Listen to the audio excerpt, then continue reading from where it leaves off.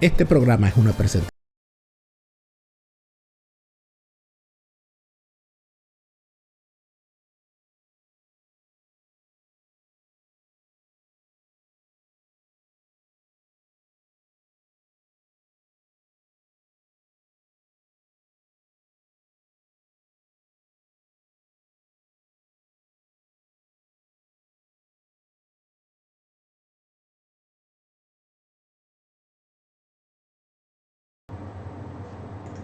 Seguimos en Fuera de Orden, Crónica de la Desgracia Nacional e Internacional, Plomería Informativa. Gracias a todos los que se siguen sumando a nuestro canal, más de 100,000 suscriptores en nuestro canal. Gracias por sumarse, activando las notificaciones además para estar pendientes de todas las cosas buenas que traemos acá cada día en nuestro canal YouTube. Todo ese contenido es posible gracias al apoyo que recibimos en Patreon. Patreon.com/DelaraF. Patreon.com/DelaraF es tu apoyo que nos ayuda a seguir creando más contenidos. Todos los días tenemos algo nuevo. Las pastillas de memoria están causando sensación. Y ahí las tenemos. Ahí quedan las pastillas de memoria. Para quien quiera ver cosas importantes, las tenga siempre presente. Como todos los lunes, es lunes ácido. Y como es lunes ácido, está con nosotros el doctor Franceschi. Doctor Franceschi, bienvenido. Gracias, Danilo, aquí está. Alberto, hay una situación en la que quizá en la última semana ocurrieron dos cosas importantes. En primer lugar, hubo unas revelaciones que yo discutí la semana pasada del señor Mark Esper, quien fuese secretario de Defensa de Donald Trump. El señor Mark Esper, como si estuviese hablando de cualquier cosa y como si hubiese tenido cualquier caso, el señor Mark Esper confesó que él, como secretario de Defensa, hizo todo lo posible para evitar que Donald Trump destruyera a los enemigos de los Estados Unidos. ¿Por qué razón lo hizo? Está por verse. ¿Quién es el verdadero jefe de Mark Esper? En algún momento lo sabremos. Pero a lo que a nosotros nos compete y nos interesa como venezolanos es que hubo varios intentos o varias iniciativas para acabar con el régimen de Maduro, una de las cuales fue planteada al gobierno interino. Ahí se dice que inclusive se habló de eliminar físicamente a Maduro. Y a pesar de la catadura moral del personaje Mark Esper, nos deja ver algo entre líneas, Alberto, que también queda claro que el señor manifiesta que la actitud de Guaidó y de sus cercanos del gobierno interino era una actitud manifiestamente cobarde e indigna para el cargo que estaban desempeñando, y que evidentemente no estaban preparados para lo que se planteaba, y que querían más bien que le resolvieran los problemas y que no estaban dispuestos a jugársela. Sí. Pero dentro de todo eso ocurre otra cosa. Eso es en los Estados Unidos. Pero mientras tanto, en Europa, la semana pasada se realizó una sesión especial del Parlamento Europeo para discutir los resultados de las elecciones de noviembre. Es decir, 6 meses después, el Parlamento Europeo se acordó de que existe Venezuela. Pero eso no es lo peor. Lo peor es que 6 meses después, cuando hacen la sesión, invitan como oradores participantes en esa sesión a los siguientes personajes: Juan Guaidó, Gerardo Blay, Antonio Ecarri Jr., Nickmer Evans, Enrique Capriles, Leopoldo López, María Corina Machado. Cada uno de ellos dio la visión personal que cada quien tiene sobre el proceso venezolano. Y no hubo en ningún caso una sola voz, no hubo ni una sola voz que le dijera claramente al Parlamento Europeo que lo que han hecho durante todos estos años con respecto al tema Venezuela ha estado equivocado, y que la prueba mayor de eso es que tuvieron a esos indignos allí sentados repitiendo las mismas monsergas de la oposición falsa y protocolaria de todos estos años. Alberto, es evidente que el mundo anda en cosas mucho más importantes que Venezuela es importante para los venezolanos, y no necesariamente para estas instituciones. Pero también es cierto que teniendo estos voceros y a estos representantes escogidos por los poderes internacionales, la cosa, o sea, el enfermo no mejora. Ni mejorará. ¿Y tú quieres que yo opine algo sobre eso?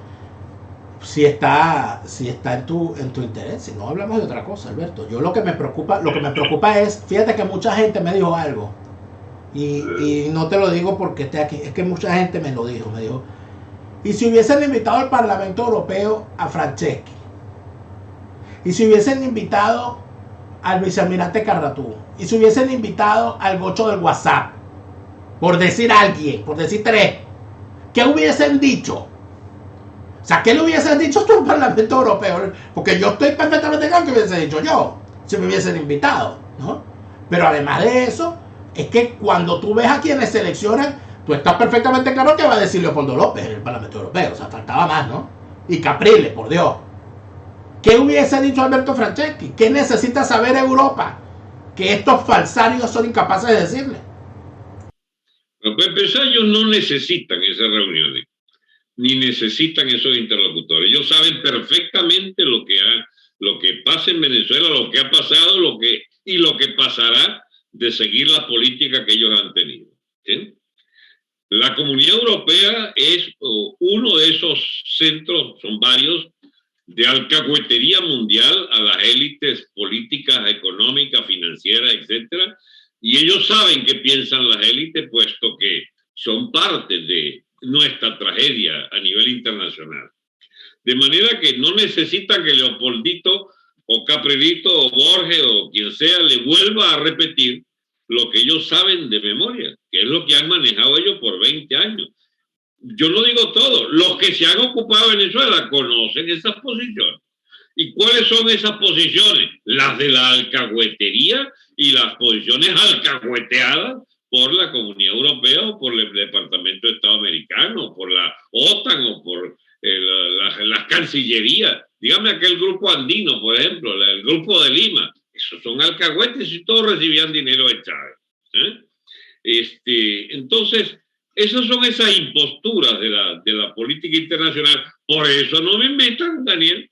Por eso no invitan gente que vaya a estropearle sus hábitos tradicionales de alcahuetas todos de esa élite.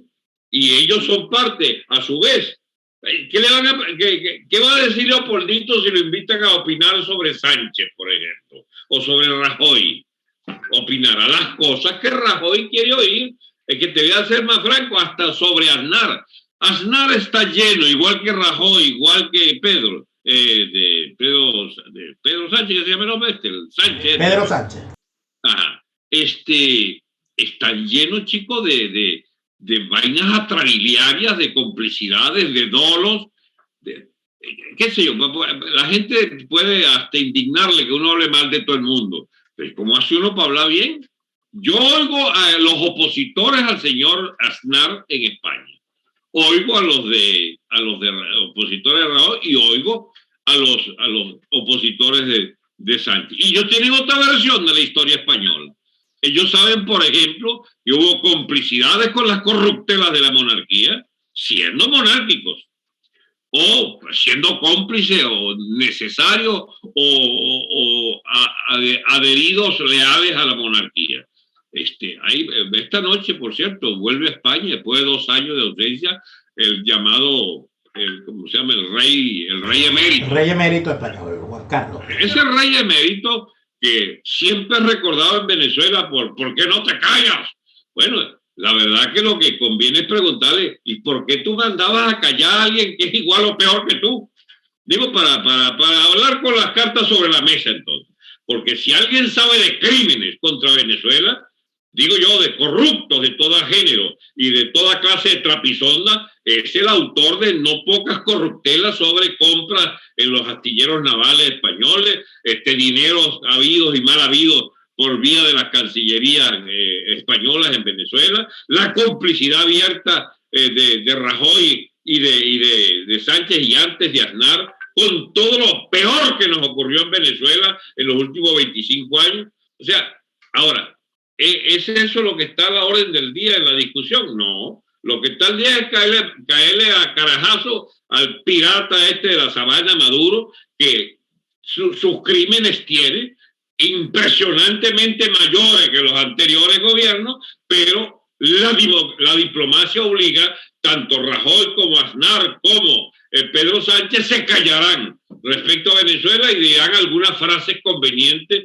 que lo sitúen en las corrientes de opinión, en este caso ahora contrarias a Maduro. Bienvenida las críticas a Maduro, pero que es que el problema está en la autoridad moral o en la autoridad política que puedan tener los voceros de esas cancillerías. Así como si no me preguntan sobre Colombia, que Duque puede estar ahorita diciendo cosas que celebran los piratas de la sabana, esto de la MUD.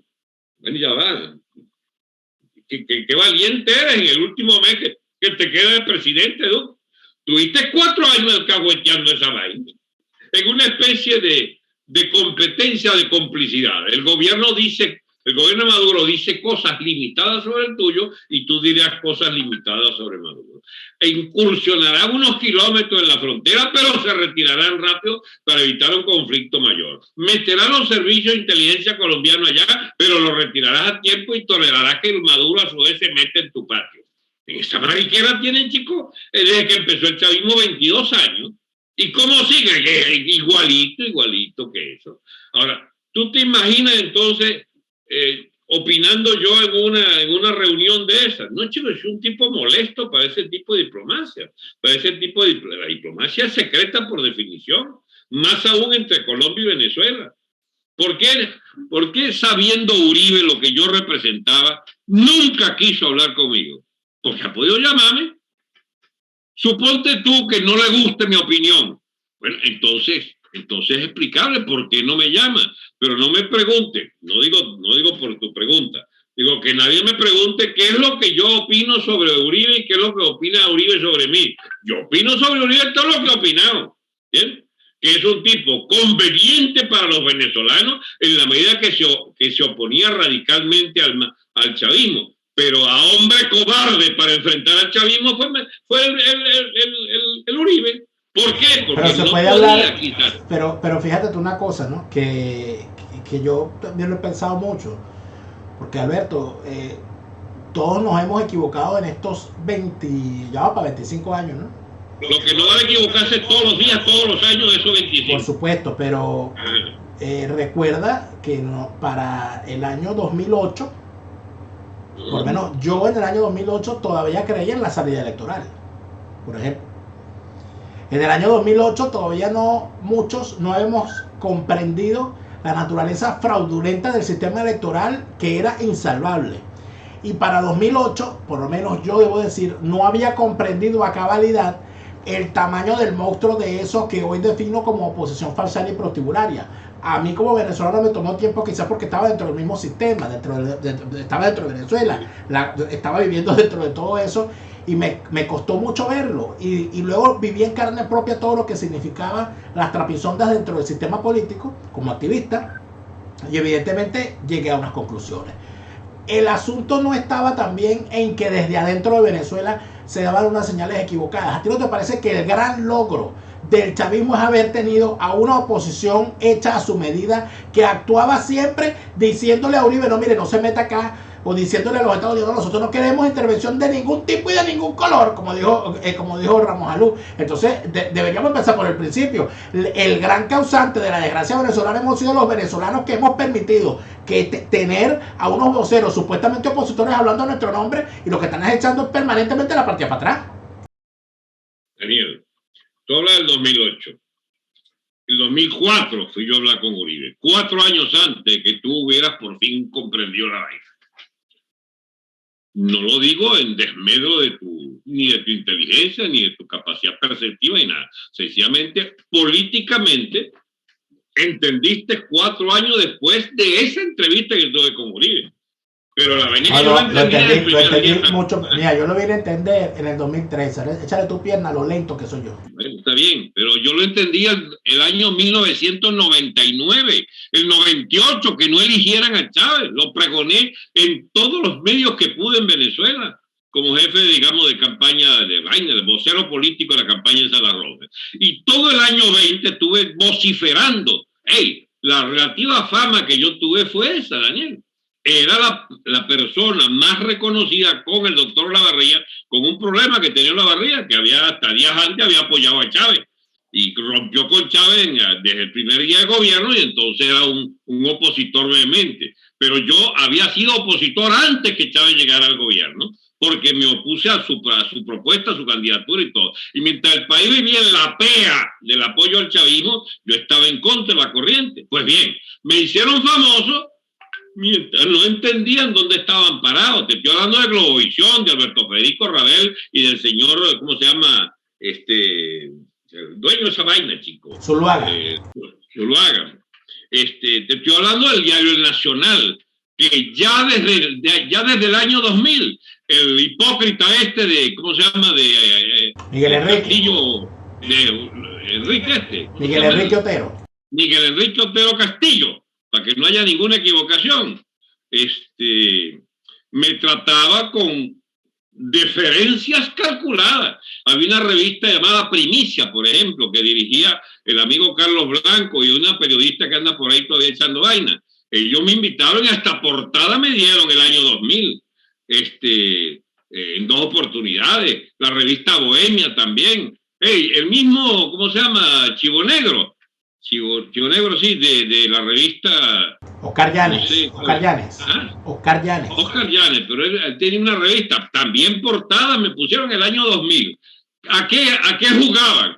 A lo que yo no sabía que jugaban, era usarme, ¿bien?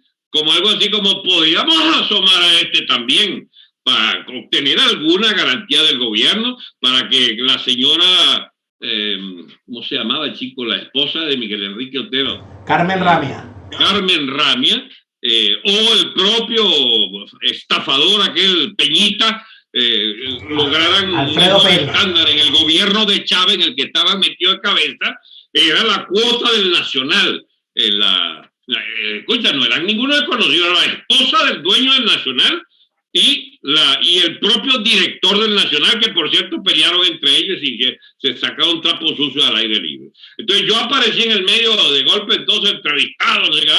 Me usaba Nani, porque ese es el cálculo siniestro de las élites de su medio de comunicación. Si les sirve para sus propósitos, hasta te hacen famoso muy circunstancialmente, y el mismo día que te meten el oxígeno, bueno, ya saben que te lo pueden quitar.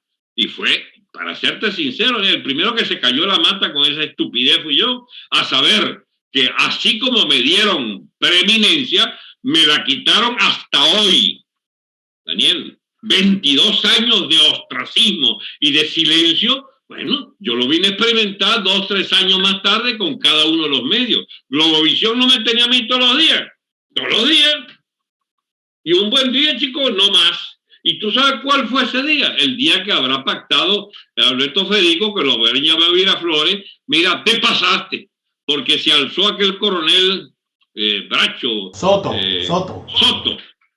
Se alzó en la Plaza Altamira y venía rodando por ahí de la ¿cómo se llama? De la cuota 900, de la cuota 1000, bajando con un gentío, chico. Y aquella vaina, la gente se quería ir para la casona.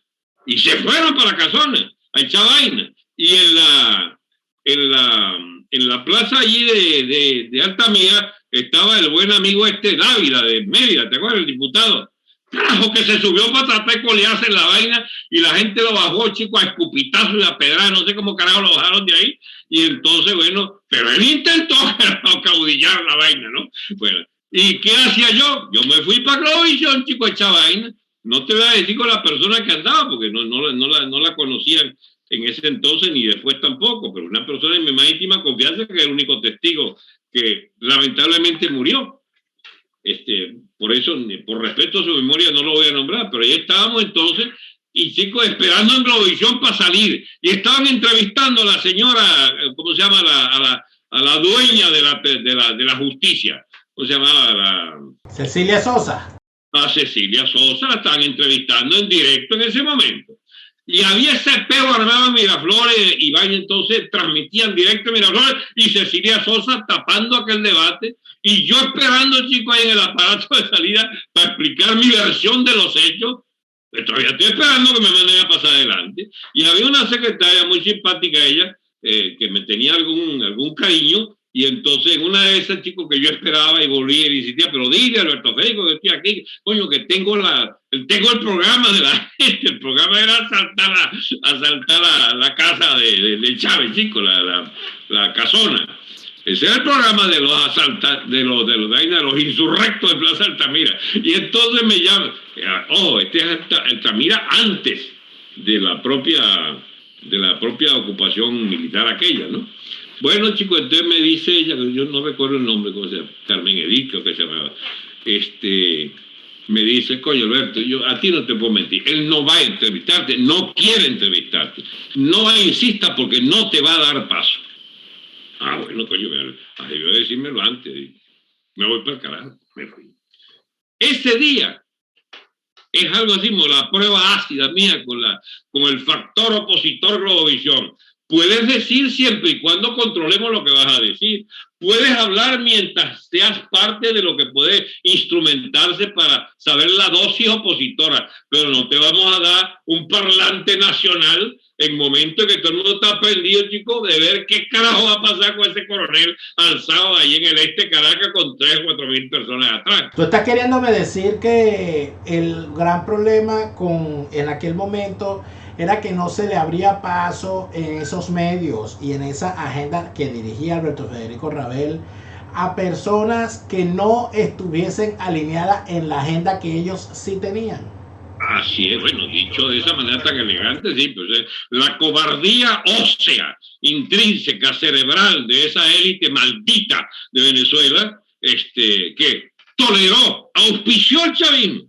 Lo toleró, lo alcahueteó y fueron sus cómplices necesarios hasta hoy, incluyendo la venta, porque terminaba metiéndole esa vaina al narcotraficante ese que se cogió esa vaina de 700 millones. ¿Tú te acuerdas que la venta de Globovisión la pactó aquel banquero de Banco Canaria que lo agarraron? Es un señor muy conocido, por cierto, allá de Carabobo, llamado Juan Domingo Cordero, ¿cómo no? Ya. No, y había otro que era de nombre conocido, un canario. El canario que estaba era Gorrín, Raúl Gorrín. No. Era un banquero. Felizmente a mí se me van olvidando todos esos nombres. Ahí los involucrados fueron Juan Domingo Cordero, ¿verdad? Que banquero de especulador de los tiempos inmemoriales de la especulación financiera en Venezuela. Gustavo Perdomo, que es además a la sazón cuñado de Raúl Gorrín, que es quien figura como propietario. Esos fueron los tipos que aparecieron al principio. Sin embargo, este banquero que Chávez se indignó de que no, eso fue la compra de Digitel, chicos, 700 millones. Y yo, ¿por qué carajo tiene yo 700 millones? Dice Chávez, haciéndose el inocente, si toda esa vaina de la plata que le había dado. No, chico, mira, si tú me pones a escoger la etapa más oscura de Venezuela, son esos 3 o 4 años iniciales. Que sobren alcahuetas y vendidos y comisionistas y enriquecidos en el resto de cuando tú eras más inocente de ese gobierno, de lo que era esa cagada de gobierno, era donde se fraguó la putrefacción de la élite, cuando se les compra como marranos, como lechones a cada uno de ellos de la burguesía caraqueña y de los apellidos encopetados. Allí donde estaba incubando los bolichicos, las grandes fortunas, el respeto a las grandes fortunas bancarias, porque el drama de nuestro país, Dani, no es que este Mangaluceto, un criminal de 4ª categoría como es Maduro, sea el dueño de los poderes públicos de Venezuela. Es que la élite, que era la que toleró los gobiernos, la que toleró a Gómez, chicos, y la que celebró la muerte de Gómez, bueno, poniendo a López, y la que muriendo, la que saca a López ponía a Medina, y la que saca a Medina y acepta a Rómulo, y la que saca a Rómulo y al otro Rómulo, coño, y dejan a Medina. Estamos hablando desde el hilo de continuidad histórica, chicos, de la élite caraqueña, del country club. Las cosas no han cambiado, pero yo te pregunto entonces, el nacimiento de esa oposición falsaria y protubularia, de ese pacto donde aquí va a gobernar el chavismo, nosotros somos los hegemónicos, y los opositores no van a ser esos y no se van a pasar de esta raya. Y los negocios los pactamos entre nosotros. ¿Tú eso dónde lo ves? ¿Lo ves antes o después del 11 de abril? Has pescado la esencia, ¿no? Eso es antes. Eso es antes. Porque había gente que no cuadraba. Por ejemplo, Salas Roman no cuadró. No porque no quisiera cuadrar, sino porque no estaba en su naturaleza aceptar un pacto donde sencillamente a otros se cogían el poder o lo seguían administrando. A mí, yo le agradezco a Salas Roman que en su tiempo me dijo, no confíes en ellos. Nos van a vender, no nos quieren, Alberto, ni a mí y a ti tampoco te van a querer.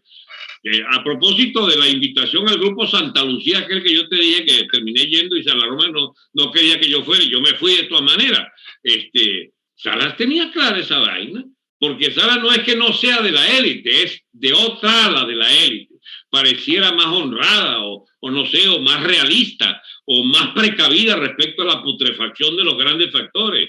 Pero Dani, en la sucesión de gobiernos, ¿tú te acuerdas las campañas de televisión para uno u otro candidato? Y para incluso las fracturas internas de los partidos. Si esta vaina es muy vieja, chico. Esto viene de muchos años. No te veo, Dani. Te me fuiste. Que estoy, doctor. Pero es que no veo tu cara para inspirarme. Porque fue la confesión que me hiciste que tú veniste, que tú entendiste la vaina, fue el año 2000, ¿qué? 2008. No, yo entendí, yo voy a hacerte mi culpa.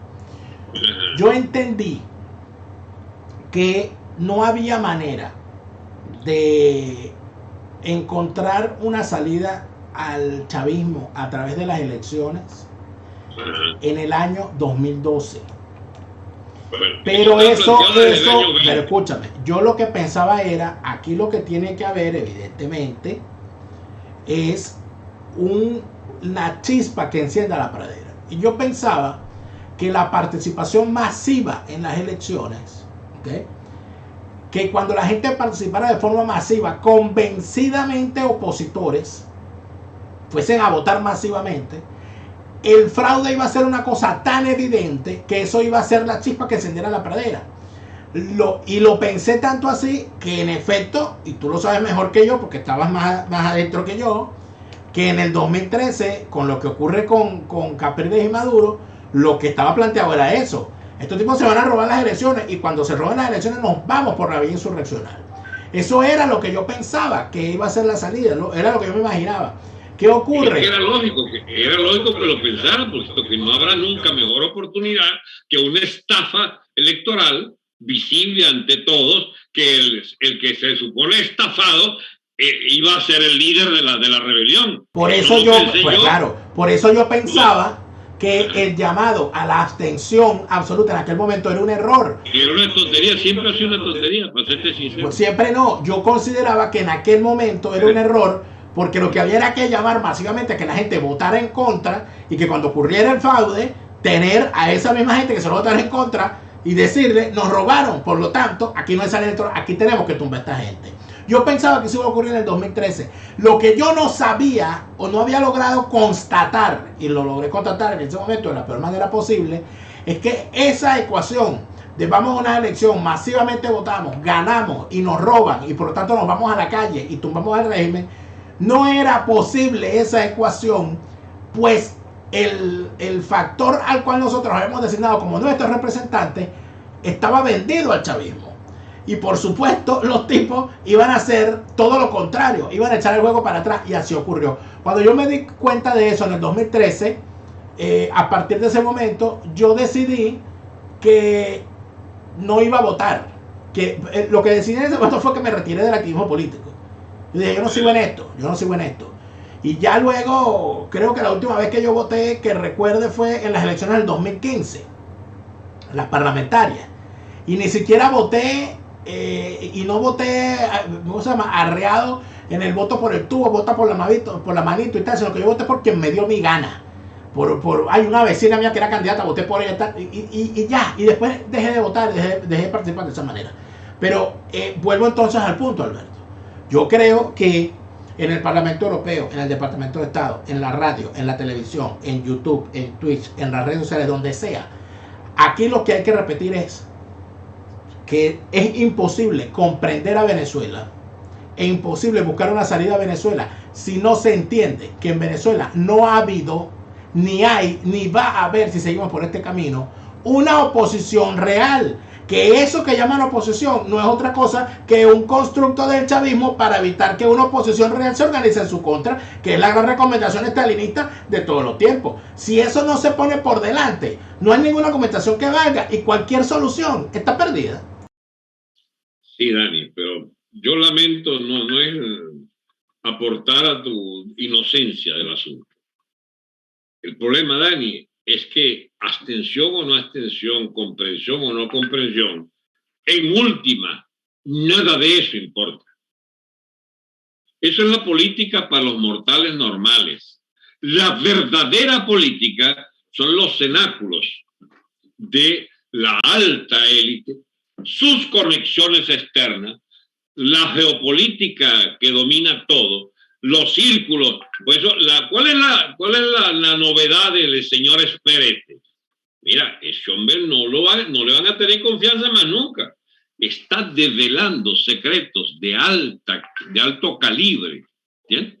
Porque hasta hoy yo podría haber dicho que Trump era inocente respecto a algunas cosas. Y este señor lo ha tirado por la borda y ha puesto la cosa, y que favoreciendo a Trump, echándole toda la vaina a Guaidó como cobarde, pero salvando que Trump, aunque es lo que busca, de alguna manera están instrumentando en la alta sociedad americana, en el estado profundo, que lo que dice Esper daña al propio Trump, porque Trump era capaz de haber hecho eso, solo que Esper lo limitó. Pero es que, discúlpame, Alberto, es que las revelaciones que ha hecho Esper no atañen solamente a Venezuela. Por ejemplo, o sea, lo que el tipo ha dicho en ese libro, lo que está manifestando es que él se está vendiendo como una persona, porque el libro inclusive se llama El Juramento, o el juramento, la palabra empeñada, algo así. Él lo que plantea es que él juró defender a los Estados Unidos, y que él, como secretario de Estado, tuvo que defender los intereses de los Estados Unidos de un loco que era presidente, que quería hacer lo siguiente, según lo que dice Mark Esper. Dice Mark Esper que Donald Trump consideró que, sabiendo dónde se encontraban los laboratorios del narcotráfico en territorio mexicano, en zonas cercanas a la frontera con los Estados Unidos, había que destruir, que había que bombardear esos laboratorios y destruirlos de forma anónima. Lánceles un misil, punto, no van a saber que fuimos nosotros, pero destruyelos. Que eso era un horror, que cómo es posible. Es decir, un tipo que fue secretario de Defensa de los Estados Unidos ha confesado en un libro que él se negó a destruir los laboratorios del narcotráfico en territorio mexicano, que evidentemente se utilizan para envenenar la sociedad de los Estados Unidos con droga. ¿Y por qué él no denunció eso en cadena nacional en ese momento? ¿Y por qué? No, la pregunta es peor que esta. Porque el secretario de Defensa estaba tan preocupado con respecto a la destrucción de los laboratorios de narcotráfico. O sea, ¿por qué se preocupaba tanto por la destrucción de esos laboratorios? Si estamos hablando de unos laboratorios desde los cuales se producía cantidades ingentes de drogas para contaminar a la sociedad de los Estados Unidos. Dani, yo no creo en la palabra ni de Esper, ni de Trump, ni de nadie. Yo lo que creo son que la gente habla defendiendo intereses. Los intereses que le obligaron al silencio al señor Esper hace 5 o 4 años atrás, hoy le permiten o le incitan a hablar. Y entonces tienen la versión Esper habla chento, pero la versión Esper callado la boca y su boca como una tumba. ¿Qué explicaba entonces? El mismo compromiso no lo tenía antes y ahora, de declararse en defensa de los Estados Unidos. Yo no creo en nadie de esta gente, porque esa gente es política, está obligada a hacer lo que hizo. Yo creo en Trump cuando dice que va a hacer tales cosas y coherentemente la defiende. Yo no creo en el Trump que le habrán presentado ese y 500 proyectos más y prefirió no dar libre curso a la propuesta porque le tenía desconfianza. Mira, yo no sé si agradecerle a Trump que no mandara a matar a Maduro efectivamente por instrucciones o por incitación de Guaidó. Yo no sé si estuviéramos peor. Una sociedad reventada ya por el chavismo, que le agregaba un crimen de Estado que hacía de Chávez o hacía de Maduro Imagínate tú Maduro convertido en mártir de Guaidó. Ese era un país entonces ya ingobernable, absolutamente ingobernable. El que le dijo no lo haga porque esa vaina es peor, yo creo que tuvo razón. Yo no soy partidario de esas soluciones mágicas, porque esas son soluciones mágicas siniestras. Lo que se desprende de lo que este señor dice es que Trump se convenció al plantear soluciones extremas a Guaidó y a su entorno de que Guaidó era un bolsa, de que Guaidó no quería, que el tipo no servía para la tarea y que el tipo decidió, bueno, y eso lo dijo Trump.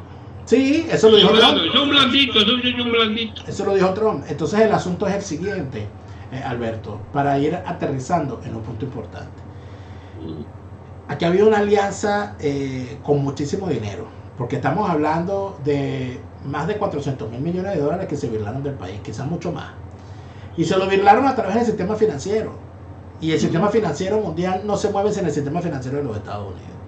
Es más, es su luz verde. Además de esto, estamos hablando de que durante todo el periodo en el que Chávez estuvo en el poder, jamás se dejó de vender una gota de petróleo a los Estados Unidos.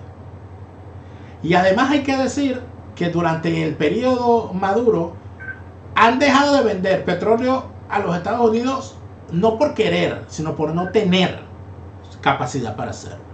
Sí, es bueno que quede claro. Eso es bueno que quede claro. En función de todo esto, Alberto, y conociendo tú todo lo que ha sido, porque lo viste desde adentro, todo lo que han sido estos pactos, todo lo que han sido estos aggiornamentos que llaman los italianos, ¿dónde crees tú que se quiebra ese sistema? ¿Cómo quebrar ese sistema de complicidades que sigue apoyando al chavismo? ¿Será que hay que pactar con ellos para que dejen al chavismo y monten a otro? ¿O hay que esperar que se mueran todos y que la cosa cambie? No, pero no se da de coño dos guaymarazos de esos, dos pegadas de ese tamaño no se pueden responder simultáneamente. ¿Dale? Bueno, responda una, doctor, no se preocupe. No, yo te puedo responder las dos, pero ordenadamente. Adelante. Porque una no puede implicar la otra. Este problema no viene de ahora, es histórico. Las relaciones de nuestra élite con la élite americana y la evolución de esa élite americana y la evolución de nuestra propia élite están en entredicho, todas y todos. Tú, por ejemplo, tienes, yo no voy a meterme con tus amistades, yo incluso llegué hasta a saludarlo, el amigo Ledesma, pues, para venir, yo agarro lo que sea como ejemplo para explicarte vaina, no por ninguna animadversión. Ledesma es alcalde mayor de Caracas. ¿Por qué? Porque era tolerable como alcalde mayor de Caracas. ¿Y quién lo elige? No, en unas elecciones que dieron el voto mayoritario a Ledesma. Solo que previamente se saca a Leopoldito, al que no le dan chance, porque Leopoldito ¿cómo se llama esa vaina? ¿Lo ilegalizan? No, inhabilitan. Lo inhabilitan, entonces queda, ¿cómo se llama? Ledesma como habilitado para optar. Que antes que continúe, debo decir, Ledesma es más amigo tuyo que mío, ¿viste? Bueno, chicos, no importa. En realidad, lo he saludado un par de veces. Esa es mi relación con Ledesma de los últimos 20 años. 20 años. Nunca he hablado más de 3 minutos, 2 minutos con Ledesma, que me lo he conseguido en eventos sociales. El último de ellos en un aniversario, una preventa del canalito mayamero de Carlangola y compañía y el Ciudadano. Bueno, ¿y Capriles dónde viene? De la inhabilitación de Enrique Mendoza, chicos. Entonces ponen a Enrique de presidente. Y antes, ¿con quién fue candidato Capriles? Bueno, pues yo no voy a entrar a discutir mis méritos, pero ya me hicieron así. ¿sí? No va y Caprilito sí va. ¿Y quién me hizo así? No necesariamente el chavismo. En ese momento fue el propio Enrique Mendoza el que le hizo a Caprilito así y a mí me hizo así. Era una maquinaria enorme que tenía Enrique Mendoza en ese momento en el estado Miranda y en los municipios de Caracas. De manera que todos los que han pasado por el poder tienen grandes electores en el gobierno y electores en la oposición. Cuando no están de acuerdo le hacen así. Y tú ves por ahí que si que si el otro, que sí, que no, que el vagabundito de Marina, el cómplice ¿cómo se llama? El que andaba con el primo que puteando le metieron una dosis exagerada y lo mataron ahí en Superlano. superlano. Es un prócer superlano. Y sin embargo lo pusieron a ganar contra el chavismo. ¿Entiendes? Y entonces dice alguien que parece que es como se llama el propio Diosdado, que dice, no, la pinga no. Ese no. O sea, Perlero Chávez contra Superlano no. ¿Por qué? Bueno, porque parece que es Superlano y ¿cómo se llama? El Leopoldito es una mezcla que no les gustaba. Y entonces, bueno, Superlano no. Pero Don Nadie, que era Adeco, y del ala de tu amigo, ¿cómo se llama? Bernabé, ese sí. Entonces toleran esa vaina. No es del ala, no es del ala de Bernabé, es del ala de tu amigo Ramos Alú. Bueno. Pues yo vamos a tener que hacer un pacto un día esto de no decirnos más de tu amigo. Tienes que dejarte de eso. Porque empezó la mala costumbre, fuiste tú, de ponerme amigo de Crápula. Bueno, entonces, lo concreto, Dani, las estafas electorales no son de hoy, fueron desde siempre.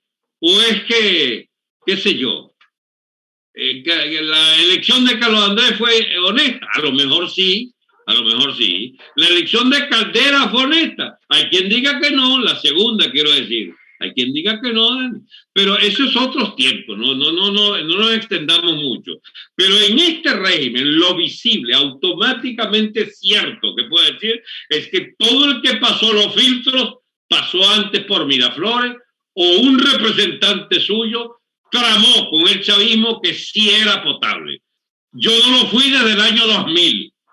Desde el año 2000, y me hicieron así, sea por trifulca en la oposición o sea por, digamos, prevenciones del chavismo. Entonces yo por eso me coleo, trato de colearme con el potable Caprilito en 2013. No porque me fuera a potable a mí, sino que yo hablo con el asesor de él, que es JJ Rendón. Y me dijeron, no, chicos, vamos a ayudar al muchacho, no sé qué cosa. Él ha cambiado y mira el discurso. Y de verdad, el discurso del Caprilita hasta medio incendiario. Bueno, ¿será posible que después de muerto Chávez, este carajete sí se anime? Y sí se animaba de verdad, chicos, a querer agarrar el coroto. Solo que lo agarraron por las métricas. Al día siguiente de las elecciones, le dieron vueltitas y le dijeron, ¿vas a pillar o no vas a pillar? No, yo acepto a Maduro. Entonces pasó Maduro. Una vez que Capriles hace esa traición absoluta y total a su propio electorado, entonces ya es potable y se queda como parte del decorado. Y Guaidó, ¿no lo agarraron y lo hicieron así también? Yo creo que yo no sé cómo le hicieron, pero en todo caso yo no me creo. Yo que eso es un gesto, digamos, simbólico, pero es una torcida de testículos. Yo creo que todos entendimos, pero yo lo que me refiero, Alberto, por aquí lo decía alguien, uno de nuestros suscriptores que está viendo en vivo el momento en el que estamos grabando este programa, Marianela Avendaño, nos dice, una vez más, follow the money. Y yo creo que el asunto es, Alberto, es hasta más básico. A los tipos ni siquiera les aprietan. A los tipos les sueltan. Echan un sustico y le ponen en la cuenta. Ni que nada. Le dice, mira, estoy aquí para teclear ya el millón o 10 millones. Le dice, mira, aquí están los reales, ya tú sabes lo que tienes que hacer. ¿Por qué? Porque cuando mira, hay que darle tiempo al tiempo, porque lo que yo siempre digo es que la verdad es gratis. La verdad es gratis y es impertinente. Tanto es así que tú no ves a ningún gobierno pagando laboratorios para decir la verdad. Ellos pagan laboratorios para decir mentiras y para imponer sus mentiras. Entonces, ¿qué ocurre? Cuando pasa el tiempo y aparece en la operación Lavajato el expresidente de Odebrecht en Venezuela, Eusebio Acevedo, y dice que él le dio a Capriles, se reunió con él en su casa y que le había dado 15 millones de dólares para su segunda campaña y que eso le trajo problemas después con Maduro, tal y cual, qué sé yo. Eso te revela dos cosas. Número uno, que el propio Maduro quizás estaba, no sé ahora, ajeno a los grandes manejos, porque él al final de cuentas era una ficha todavía. Número dos, que Capriles estaba en la jugada. Tanto así estaba en la jugada que Capriles en esa campaña repetía que él no estaba en contra del socialismo, que si por él había en Venezuela un socialismo como el de Lula, porque su programa Hambre Cero y tal, y eso ¿quién lo pagaba? Esa opinión. Eso era una opinión asalariada y pagada con el dinero de Odebrecht. Entonces, hacía falta agarrar a Capriles y darle vueltica. No, ya le habían dado la vueltica que él quería y ya todo el mundo estaba, si no, él no llega. Y yo no creo que le hayan dado esas vuelticas de dinero por aquí o por acá. No creo que se lo hayan dado en ese momento. Ya se lo habían dado desde el momento, desde el 99, cuando permitieron que el tipo se elevara y le quitaron del camino a todo el que se le atravesó, incluido a Alberto Franceschi, incluido a Enrique Mendoza, incluido a Leopoldo López. A todo el que se le atravesó se lo quitaron del medio para que el tipo se quedara con la jefatura de la oposición. Eso no creo que haya respondido a la cosa básica de que le amenace y le diga, te voy a matar a tu familia. No, no, no, que se va a matar a la familia. La familia, él es capaz de matar a la familia, chico, a cambio de serlo. Ahora, la segunda pregunta que te decía, ¿cómo reventamos ese esquema? ¿Cómo obligamos a esa gente a que deje de financiar esa sinvergüenzura y acepte que se abran las puertas de Venezuela hacia una cuestión distinta y mejor, por supuesto? Hay solo dos opciones, y solo dos. Un carajazo militar que desaloje el poder y sea una gente suficientemente honorable como para aspirar solo lo que les toca profesionalmente en el área en que pueden ser competentes. Te estoy hablando de militares concretos que saquen a Maduro de allí y persigan al alto gobierno y lo echen a la alta cúpula militar, si es que tienen, digamos, razones suficientes. Para eso les sobran. Digo, pero ganas suficientes, bueno, pudieran tener ganas también. Si tuvieran el coraje para hacerlo, perfecto. Ahora, eso no es solo el problema. El problema es aguantar un liderazgo o soportar o, digamos, mantener en pie un liderazgo civil que pueda, con ellos, rehacer las instituciones del Estado. ¿Estar dispuesto a perseguir? También tiene que estar dispuesto a perseguir. ¿Hay militares de ese tipo en Venezuela? Yo no sé, Dani, creo que como que no hay. Ahora, la otra vía, pongamos la complementaria, la de negociar. Llamemos las cosas por su nombre, Dani. Tú tienes que sentarte con el chavismo y llamarle a una mesa y decirle, mira, tu tiempo se agotó. ¿Ustedes están de acuerdo con que tu tiempo se agotó? 99% de probabilidad que te digan, no, mi amigo, ahora es que hay chavismo para rato aquí, porque es el reflejo natural de esa élite. Entonces, ¿qué haces tú con una élite empecinada en que todavía tiene un gran porvenir por delante? Tienes que irte a la historia, Dani. Es muy difícil conseguir una élite que desaloje voluntariamente el poder. Ahora, lo que no puedes es negar la hipótesis de sentarte con ellos y decirle, ¿se van para el carajo, sí o no? Último chance. Vamos a una vaina que ustedes no van a poder controlar. Échale, pichón, nosotros resistiremos. Eso tiene el escenario más bien lógico que ocurre en toda sociedad que agotó la élite, agotó su gobierno, agotó el Estado. Venezuela está llegando, o llegó ya hace rato y no nos habíamos dado cuenta, a que esta vaina se agotó. Y lo que queda es pactar la retirada. ¿Alguien estará suficientemente consciente para retirar esa permanencia en el poder? Tú oyes, por ejemplo, a Diosdado, que sería el llamado a comprender esas cosas, y es que quizás el que menos entiende esa vaina, porque dirá, bueno, sale Maduro, pero sí yo aquí.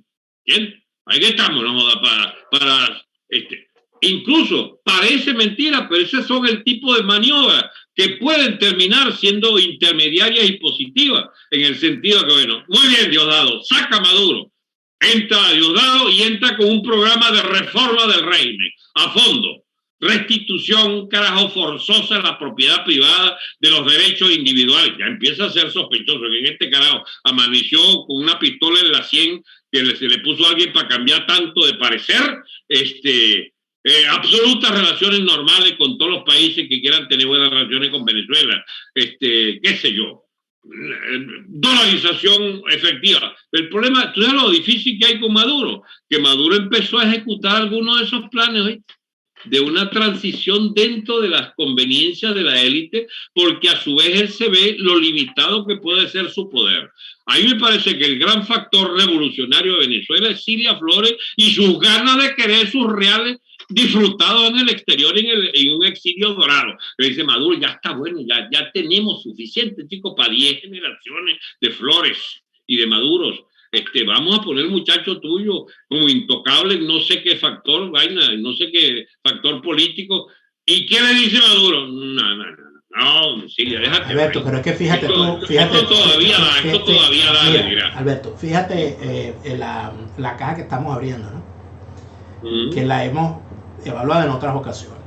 Aquel plan que se manejó de parte de la administración Trump, de decirle a unos militares, a unos jefes militares, como Padrino, Christopher Figuera y a Michael Moreno, está bien, quédense usted con el coroto, saquen al tipo, échenle pierna. Ese fue el plan de Leopoldito, ese fue el plan al cual Leopoldito le echó paja, porque se quedó fuera de la jugada. Y eso el tiempo también lo terminará de... Parece que lo dejaron afuera y fue Padrino el que le echó paja. Lo dejaron afuera y el tipo termina entonces echándole paja al plan. Eso fue todo lo que pasó. ¿Qué ocurre con todo esto? Lo que ocurre con todo esto, Alberto, es que evidentemente las contradicciones internas del chavismo podrían, en efecto, en un futuro, no sabemos cuándo, terminar en un escenario como ese. Pero hay otra cosa importante, que de alguna manera dentro de estos mismos procesos se van decantando. Es imposible que Maduflores, que Nicosilia acepten su salida del poder de forma negociada, por una cosa básica, porque ya ellos vieron lo que le pasó nada más y nada menos que a la familia del gigante Chávez. A todos se los raparon, no le respetaron pacto a nadie, les metieron preso a los testaferros, le sacaron al hermano del ministerio, le sacaron al hermano de la gobernación, los expusieron, escúchame, los expusieron a la humillación de adjudicarle la gobernación a otro. Los Nicosilia, los Maduro Flores no van a ser tan pendejos de decir nosotros nos vamos y aquí nos dejan al muchacho, porque ellos saben que eso no lo van a respetar, porque ellos son malandros. Ellos saben que ese pacto no va, que eso no va, que ellos tienen que morir ahí con la bota puesta. Y allí ya hay un factor interno que los tranca ellos mismos en sus dinámicas internas, en sus dinámicas propias. Eso, lo que nosotros necesitamos con urgencia, como ciudadanos venezolanos que queremos la libertad de nuestro país, es un liderazgo político real que esté al tanto de eso y que quiere echarle piernas a hacer que eso implosione, de la manera que sea. Y lamentablemente eso no lo tenemos. Hey, Dani, existimos opositores que pueden hacer frente a esas cosas. Solo que carecemos de la fuerza o de los entornos necesarios para eso. Porque a mí Trump me llamaba y decía, usted está dispuesto, mire, presidente, y me parece un disparate matar a ese hombre. ¿Bien? Porque está demostrado que si usted mata a ese hombre, deja una herida tan fuerte. Es que no hay otra, me diría. Bueno, entonces está bien, entonces échele pierna, yo asumo las consecuencias. Pero decir eso, Dani, es otro tipo de personas los que hagan esas vainas. Se demostró que ni Trump lo quiso realmente y el otro se cagó antes de que se lo plantearan. ¿Bien? Porque eso lo mandaron a sondear, me imagino. Entonces, la sinceridad de los propósitos de los proponentes de este tipo de soluciones, ¿verdad? Tiene que uno saber a ciencia cierta dónde está parado. Yo le fui a proponer a Uribe un golpe de Estado militar. Teníamos no sé cuántos oficiales comprometidos, jefatura de esa vaina militar y en la jefatura civil que era yo. Y Uribe, yo le planteé esa vaina y hable con mi primo. Y me mandó con el ministro de Defensa. Y a los 3 días esperando en Bogotá la respuesta final, el cara me dijo, no estamos interesados. Y este que está aquí fue a hablar con el señor ¿cómo se llama? El de la Contra. El famoso de la Contra. Menos mal que me olvida la mitad de esos nombres, carajo. Ni queriéndolos cantar, los canto. El jefe de la fuerza, ¿cómo se llama? De la Resistencia Autónoma de Colombia, chico, la vaina esa, no. De las Autodefensas Unidas de Colombia. ¿Ah? De las AUC. La AUC, y que lo mató el hermano, decían, que lo mató no sé quién, en Urabá. Yo estaba en Urabá esperando, chico, la cita con el carajo. Y los curas, que eran los intermediarios de la vaina, me dicen que el hombre lo mataron la noche anterior. ¿Bien? Después me dice un allegado a él que vive en Israel, todavía, que ese pacto implicaba la vida del tipo, el desmantelamiento de los narcos más jodidos de la autodefensa esa de Colombia. pero te estoy hablando de una vaina concreta y vivida por mí. ¿Bien? Dani, con razón, yo no soy potable, chico, porque no soy garantía para ningún factor de estos que perpetúa el delito, en las finanzas, en el saqueo público. Porque, chico, tú no puedes ser cómplice de esa vaina. Yo descubro en el ocaso de mi vejez ya, de mi vida, coño, que yo me equivoqué de banda a banda. Yo debió ser pintor de brocha gorda o cualquier vaina y no político, ¿entiendes? Porque político y honrado, eso es una vaina incompatible, Dani. Parece que es incompatible. ¿Bien? O te mueres en el anonimato, o te mueres con un balazo, o te mueres preso como un pendejo. ¿Bien? Y yo sencillamente le busqué unas astucias a la vaina para sortear esas cosas y terminé en ese mundo de incógnitos. Que esta es otra forma de muerte, Dani. Viendo a ver cómo pagas el alquiler a fin de mes, esa es tu maldición, ¿entiendes? En el exilio maldito bendito porque es un país que nos acogió sin... Dani, yo no sé lo que es una citación, una negativa a nada.